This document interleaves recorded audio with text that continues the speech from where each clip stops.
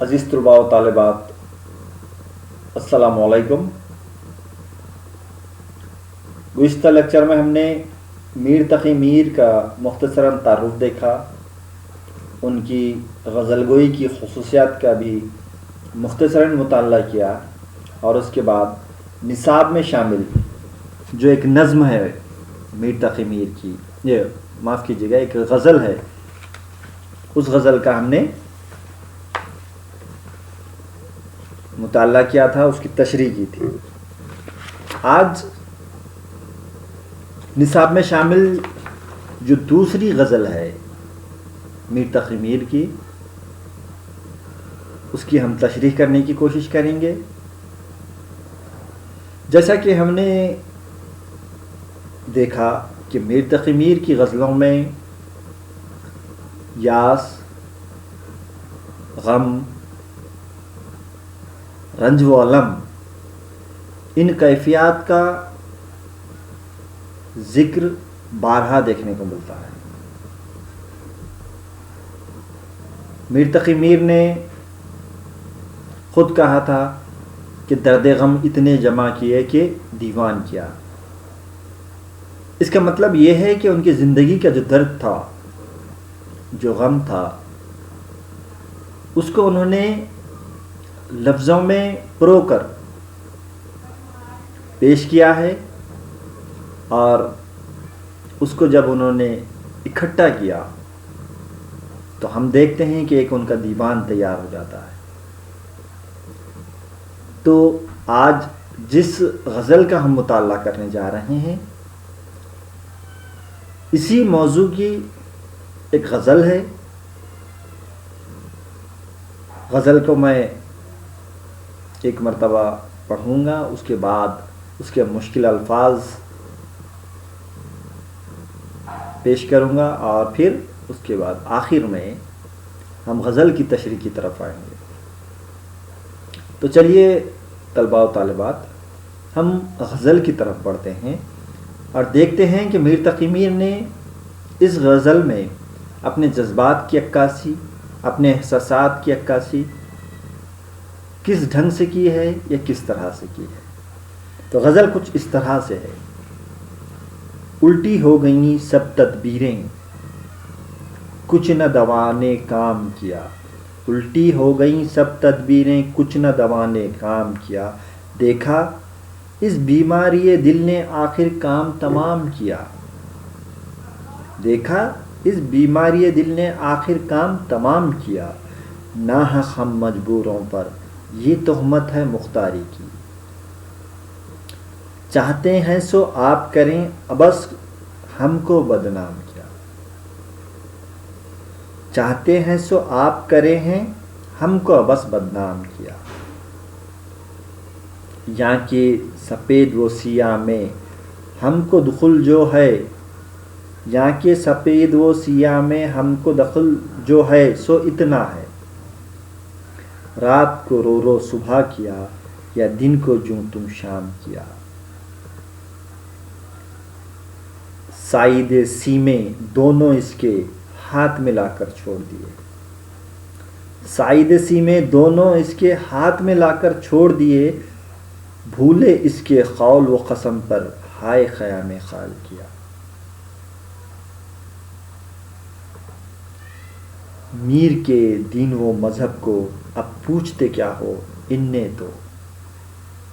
मख्ता देखिए, मीर के दीन व मज़हब को अब पूछते क्या हो इन्ने तो। खख्शा खींचा दैर में बैठा कब का तर्के इस्लाम किया। बहुत ही खूबसूरत और बहुत ही प्यारी गज़ल मीर तक़ी मीर की है। वैसे तो उनके दीवान में अगर इस गज़ल को हम देखते हैं तो बहुत ही तवील गज़ल है, लेकिन हमारे निसाब में जो चुनिंदा अशार को इकट्ठा करके, उस गज़ल के चुनिंदा अशार को इकट्ठा करके एक गज़ल की शक्ल दी गई है और उसी को हमारे निसाब में शामिल किया गया है।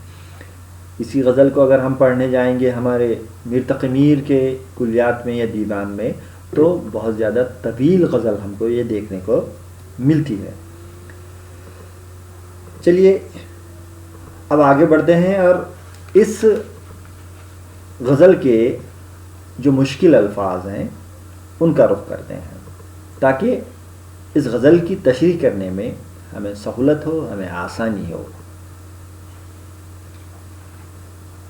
ویسے تو غزل آسان لفظوں میں بھی ہے،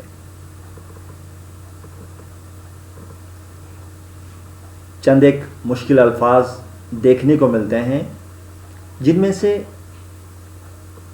میں نے آپ کی سہولت کے لیے چند الفاظ کے معنی، جو مشکل الفاظ نظر آتے ہیں ان کے معنی میں نے یہاں پہ پیش کیے ہیں۔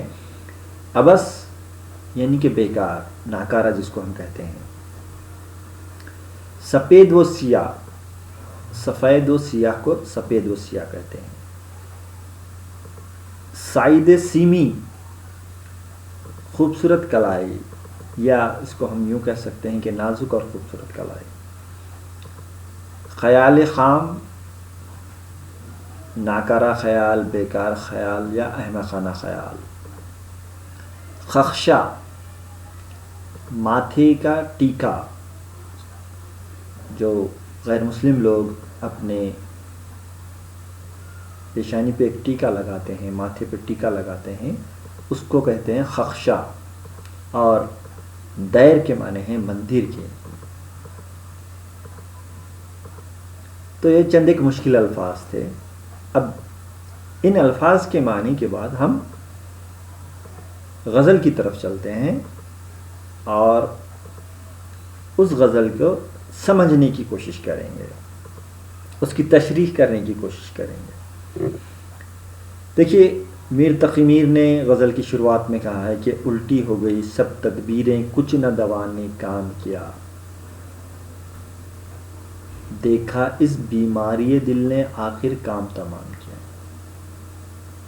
تدبیریں، تدبیر کے معنی کیا ہے؟ ہم یوں کہتے ہیں کہ کچھ نہ کچھ سوچ سمجھ کر کیا ہوا عمل، جس کو ہم تدبیر کہہ سکتے ہیں، چالاکی سے کی ہوئی کام، چالاکی سے کیا ہوا کام وہ ایک تدبیر کہلائے گا۔ الٹی ہو گئی سب تدبیریں، کچھ نہ دوا نے کام کیا، یعنی کہ ہم نے، ہمارا جو دل بیمار ہے، دیکھا اس بیماری دل نے آخر کام تمام کیا۔ جو بیکار اور ناکارہ دل ہے، بیمار دل ہے، اس کو ہم کیا کر رہے ہیں؟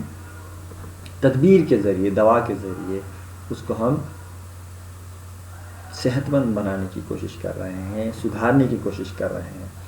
لیکن دیکھتے کیا ہیں کہ سب کے سب تدبیریں الٹی ہو رہی ہیں اور دوا بھی کام نہیں کر پا رہی ہے۔ شاعر کہہ رہا ہے کہ دیکھا اس بیماری دل نے آخر کام تمام کیا۔ تو یہ جو بیمار دل ہے اس نے کام تمام کیا، تمام کے معنی مکمل کرنا، تکمیل کو پہنچانا۔ تو آخر یہ بیماری دل نے کیا کیا ہے؟ جو بیماری دل یعنی کہ بیمار دل جس کو ہم کہہ سکتے ہیں، یہ دل کی بیماری جو ہے۔ اب دل کی بیماری کیا ہو سکتی ہے؟ یہ دل کی بیماری وہ ہارٹ اٹیک والی بیماری کی بات نہیں کہہ رہا ہے شاعر۔ شاعر کہہ رہا ہے کہ محبت یا عشق جس کو ہم کہہ سکتے ہیں، اس میں دل بیمار ہو جاتا ہے، اور اس کو درست کرنے کے لیے اگر ہم تدبیر بھی کریں یا اس کے لیے علاج بھی کریں، اس کو دوائیں بھی دیں، تو وہ درست نہیں ہو سکتا یا اس میں کچھ سدھار پیدا نہیں ہو سکتا۔ اور ہوتا کیا ہے کہ وہ اپنے انجام کو پہنچ کے رہتا ہے۔ اب دیکھیں دوسرے شعر میں میر تقی میر کیا کہہ رہے ہیں؟ ناحق ہم مجبوروں پر یہ تہمت ہے مختاری کی، چاہتے ہیں سو آپ کریں ہم کو بس بدنام کیا۔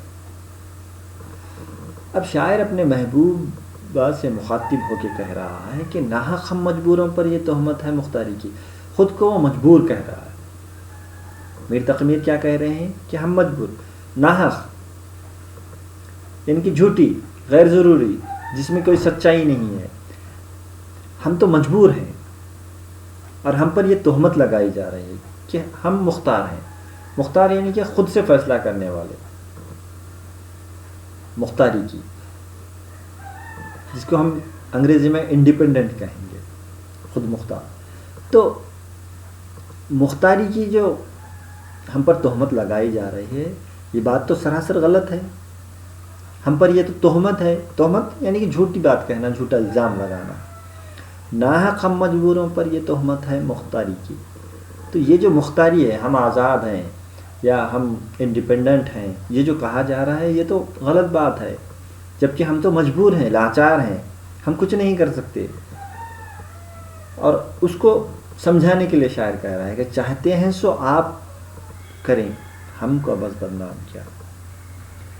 آپ اپنی مرضی کے موافق جو کچھ کرنا چاہتے ہیں کرتے ہیں، اور ہم کو ابس یعنی کہ بیکار میں ہم کو کیا کیا جا رہا ہے؟ بدنام کیا جا رہا ہے کہ ہم تو خود مختار ہیں. اکثر دیکھنے میں یہ آتا ہے کہ محبوبہ اپنے محبوب سے محبت کے بہانے یا کسی اور چیز کے بہانے ہم کیوں کہہ سکتے ہیں کہ اس کا فائدہ اٹھاتے ہوئے کئی قسم کے الزامات محبوب پر عائد کرتے ہیں، جس میں مختاری کا الزام بھی کئی دفعہ لگایا جاتا ہے اور کہا جاتا ہے کہ تم اپنے دل کی ہی کرتے ہو، ہماری کہاں سنتے ہو. حالانکہ ہوتا کیا ہے؟ اس کے برخلاف ہوتا ہے. محبوبائیں اپنے دل کی باتیں کرتی ہیں اور محبوب کو بدنام کر دیتی ہیں.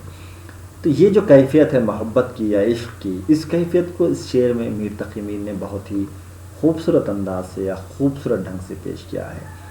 دیکھیے اگلے شعر میں کیا کہنا چاہ رہے ہیں؟ یہاں کے سفید و سیاہ میں ہم کو دخل جو ہے سو اتنا ہے. اب شاعر اشارتاً کہہ رہا ہے کہ یہاں کے سفید و سیاہ میں ہم کو دخل جو ہے سو اتنا ہے، رات کو رو رو صبح کیا، دن کو جوں تو شام کیا. تو ہم کو بس اتنی آزادی ہے، اتنا دخل ہم کو ہے. کس بات کا دخل ہے محبت میں؟ صرف ہم کو اتنی بات سفید و سیاہ میں یعنی کہ غم اور خوشی میں ہم کو صرف اتنا اجازت دی گئی ہے یا اتنا ہم کو پرمیشن دی گئی ہے. وہ کیا ہے؟ بس اتنی ہے. کون سی ہے؟ رات کو رو رو کے ہم صبح کرتے ہیں، یعنی کہ ہمارے حصے میں صرف اور صرف غم ہے. ہم رات کو روتے ہیں اور اتنا روتے ہیں کہ صبح ہو جاتی ہے، اور جوں توں کر کے کسی طرح سے دن کو کاٹ دیتے ہیں اور پھر شام ہو جاتی ہے. تو یہی سلسلہ ہمارے زندگی میں چلتا رہتا ہے. ہم دیکھتے ہیں کہ محبت کرنے والوں کے ساتھ اکثر ایسا ہوتا ہے. تو میر تقی میر بھی یہی کہہ رہے ہیں کہ یہاں کے سفید و سیاہ میں ہم کو دخل جو ہے سو اتنا ہے، رات کو رو رو صبح کیا یا دن کو جوں توں شام کیا. تو یہ جو خیال ہے، یہ جو کیفیت ہے، اس کو میر تقی میر نے بہت ہی خوبصورت ڈھنگ سے یہاں پہ پیش کیا ہے. آگے میر تقی میر کہتے ہیں کہ سائد سیمیں دونوں اس کے ہاتھ میں لا کر چھوڑ دیے، بھولے اس کے قول و قسم پر ہائے خیال خام کیا. اب دیکھیے میر تقی میر کہہ رہے ہیں کہ سائد سیمی یعنی کہ نازک اور خوبصورت کلائی، تو دونوں ہاتھ اور کلائی انہوں نے کیا کیا؟ مطلب اس کا مطلب یہ ہوا کہ کسی اور کے ہاتھ میں اپنے محبوب کے یا اپنی محبوبہ کی کلائی کو یا ہاتھ کو انہوں نے دے کر چھوڑ دیا، اور اس کے ساتھ اس محبوبہ کے ساتھ انہوں نے جو قسمیں کھائی تھی، جو قول اس کو دیے تھے، وہ سب کو انہوں نے چھوڑ دیا.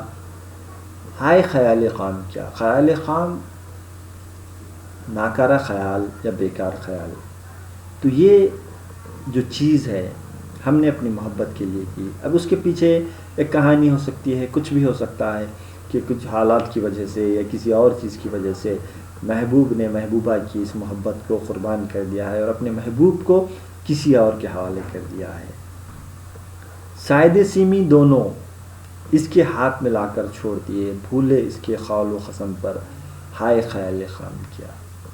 تو شاید یہی بات یہاں پیش کر رہا ہے کہ ہم نے جو محبت کی بات ہے اس کو چھوڑ دیا ہے، جو عشق ہے اس کو چھوڑ کر ایک ہمارے پاس جو خیال خام تھا کہ محبت ہم پا سکیں گے یا عشق کی منزل کو ہم پا سکیں گے، اس کو ہم نے یہیں پہ چھوڑ دیا ہے۔ اب دیکھیے مقطع میں شاعر کیا کہہ رہا ہے کہ میر کے دین و مذہب کو اب پوچھتے کیا ہو ان نے تو، شاعر کہہ رہا ہے کہ میر کے دین و مذہب کو اب پوچھتے کیا ہو ان نے تو، خشخا کھینچا دائر میں بیٹھا کب کا ترک اسلام کیا۔ تو وہ شاعر کہہ رہا ہے کہ میر نے تو اپنے آپ سے مخاطب ہو کے کہہ رہا ہے مقطع میں کہ میر نے دین و مذہب کو تو بہت پہلے چھوڑ دیا ہے، تم اس کے بارے میں کیا پوچھ رہے ہو، اس سے کیا سوال کر رہے تو، ان نے تو یعنی کہ اس نے تو میر کے دین و مذہب کو اب پوچھتے کیا ہو، سوال کر رہا ہے کہ میر کے دین و مذہب کے بارے میں اب کوئی سوال مت پوچھو۔ تو اس نے تو کیا کیا ہے، خشخا کھینچا دائر میں بیٹھا کب کا ترک اسلام کیا۔ خشخا ماتھے پر جو ٹیکا لگایا جاتا ہے، غیر مسلم لوگ جو لگاتے ہیں ٹیکا، اسے خشخا کہتے ہیں۔ تو میر نے کیا کیا ہے، خشخا کھینچا ہے، دائر میں بھی بیٹھا ہے، دائر یعنی کہ مندر میں جا کے بیٹھا ہے، کب کا ترک اسلام کیا، اور اس نے اسلام کو کب کا ترک کر دیا ہے۔ تو مقطع میں شاعر یہ بات کرتے ہوئے اپنی غزل کا اختتام کہہ رہا ہے کہ میر کے دین و مذہب کو اب پوچھتے کیا ہو ان نے تو، خشخا کھینچا دائر میں بیٹھا کب کا ترک اسلام کیا۔ تو شاعر کا کہنا ہے کہ میر نے اپنے مذہب کو ترک کر دیا ہے، اس نے مندر میں جا کے وہ بیٹھا بھی ہے اور اپنے ماتھے پر اپنے ٹیکا لگائے ہوئے بھی دکھائی دیتا ہے۔ تو اس طرح سے ہم دیکھتے ہیں کہ شاعر یہ نظریہ پیش کر رہا ہے کہ پہلے جو میر میں یا اس میں خود میں جو بات تھی ان سب کو ترک کر کے ایک نئے مذہب کی طرف وہ راغب ہوا ہے، یا ایک نئے طرز کی طرف وہ راغب ہوا ہے۔ تو یہ جو انداز ہے میر تقی میر کا، ہم دیکھتے ہیں کہ میر نے خالص دنیاوی موضوعات کو یا پھر عشق کے موضوع کو اپنے اس غزل میں سمیٹا ہے، اس کو پیش کرنے کی کوشش کی ہے۔ تو شروعات سے لے کر آخر تک اگر ہم اشعار کو دیکھتے چلے جائیں تو شاعر نے سب سے پہلے عشق ہونے پر جو کیفیت ہوتی ہے، دل جو بیمار ہوتا ہے اس کا ذکر کیا ہے، تدبیر اور دوا سے بھی اس بیماری کا علاج نہیں ہوتا ہے، یہ بات کو پیش کیا ہے۔ پھر اس کے بعد عشق کی ایک کیفیت ہے کہ جو عشق کرنے والا ہوتا ہے اس پر جو تہمت لگائی جاتی ہے اس کا یہاں پہ ذکر کرتا دکھائی دیتا ہے۔ وہ کہتا ہے کہ جو محبت کرنے والے ہوتے ہیں خاص طور پر محبوبائیں محبوب پر یہ الزام عائد کرتی ہیں کہ محبوب اپنی من مانی یا مرضی کے مطابق زندگی گزارتا ہے، خود مختار ہوتا ہے وہ، اور جبکہ سچائی کچھ اور ہی ہوتی ہے اور ہم کو بس بدنام کر دیا جاتا ہے، ایسی شکایت شاعر کہہ رہا ہے۔ پھر اس کے بعد وہ کہتا ہے کہ ہمارا تو حال یہ ہے کہ ہم خوشی اور غم دونوں میں صرف اس ڈھنگ سے داخل ہوتے ہیں کہ سیاہ و سفید سے جو تشبیہ دی گئی ہے یہاں پہ شاعر کا کہنا یہی ہے کہ سیاہ و سفید یعنی کہ وہ دن اور رات کو تشبیہ دے رہا ہے، یعنی پوری زندگی کا وہ احاطہ کر کے دکھانا چاہتا ہے کہ اگر رات ہے تو رات کو روتے ہیں اور اتنا روتے ہیں کہ صبح ہو جاتی ہے، اور دن ہے تو دن کو یوں توں کر کے ہم کس طرح سے بھی شام کا انتظار کرتے ہیں، اور شام جیسے ہی ہوتی ہے پھر ہمارا وہی جو معمول ہے رونا صبح تک وہی ہم کرتے رہتے ہیں، بس ہمیں اتنی ہی اجازت ہے، شاعر کہہ رہا ہے۔ پھر اس کے آگے شاعر کہہ رہا ہے کہ ان کیفیات سے گزرنے کے بعد میں نے اس کی وجہ یہ دیکھی ہے کہ چونکہ میں نے اپنے محبوب کو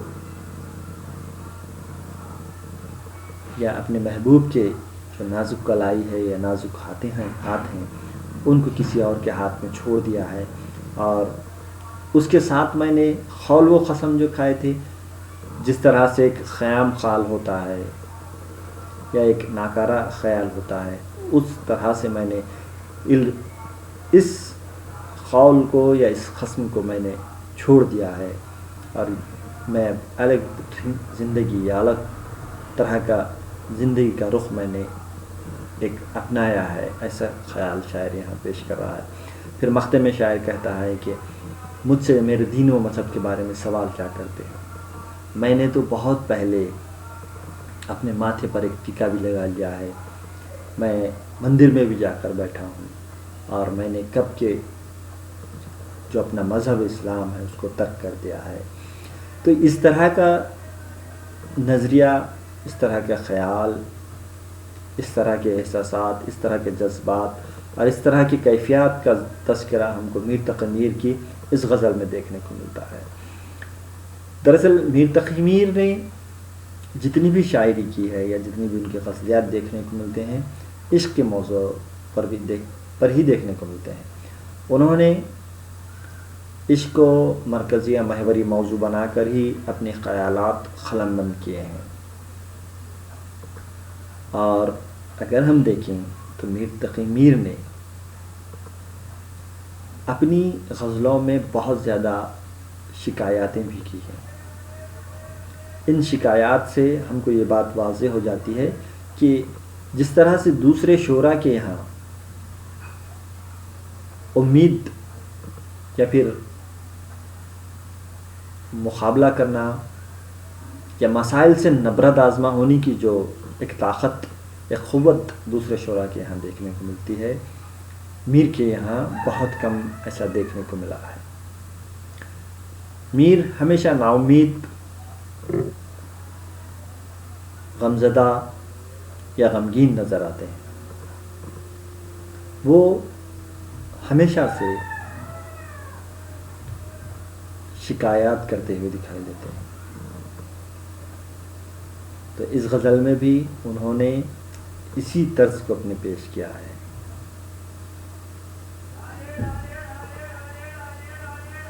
تو اس طرح سے ہم اس غزل کی تشریح یہیں تکمیل کرتے ہیں، اور آئندہ لیکچر میں انشاءاللہ ہم کسی اور